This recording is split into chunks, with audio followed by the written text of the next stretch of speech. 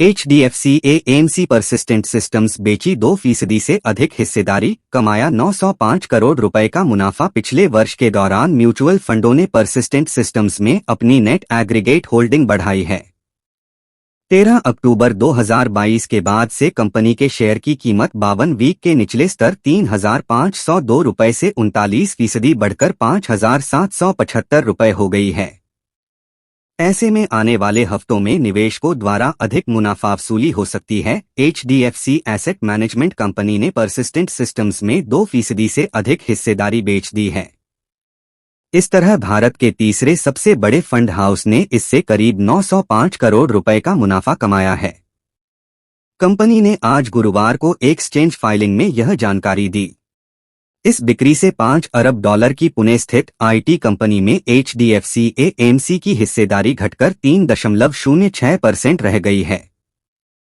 जून के अंत तक देश के टॉप फंड मैनेजरों के पास 35 अलग अलग स्कीम्स के माध्यम से परसिस्टेंट सिस्टम्स में 23.5% से अधिक हिस्सेदारी थी।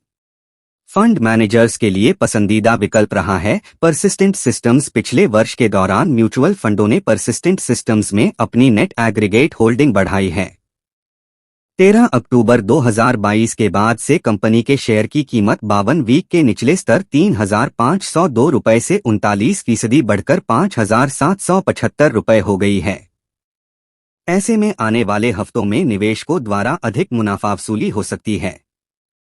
पिछले कुछ सालों में परसिस्टेंट सिस्टम्स फंड मैनेजर्स के बीच पसंदीदा स्टॉक रहा है और इसने नियमित मुनाफा कमाया है। किसके पास कितने शेयर?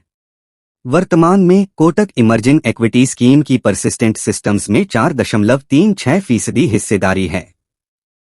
वहीं एक्सिस म्यूचुअल फंड की 3.42%, Motilal Oswal flexi cap fund की 2.32%, Nippon life India trustee limited की 1.45% और HSBC स्मॉल कैप फंड के पास 1.20% हिस्सेदारी है। दिसंबर 2021 में HDFC AMC ने फर्म में 2.06% हिस्सेदारी बेचकर समान प्रॉफिट दर्ज किया था, जिससे उसकी कुल हिस्सेदारी घटकर 5.14% हो गई थी। फंड हाउस ने दिसंबर 2019 में कंपनी में अपनी हिस्सेदारी 2.03% बढ़ा दी थी।